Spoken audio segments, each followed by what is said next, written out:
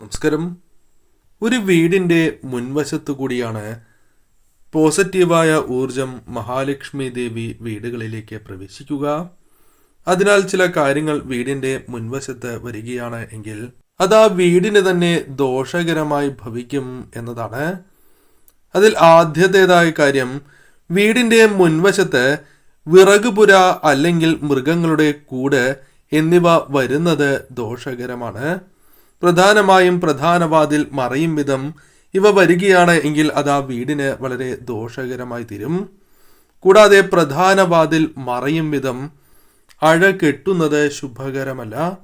കൂടാതെ പ്രധാന വാതിൽ മറയും വിധം മരങ്ങൾ വളരുന്നതും അത് ആ വീടിന് ദോഷകരമായി ഭവിക്കും എന്നുള്ളതാണ്.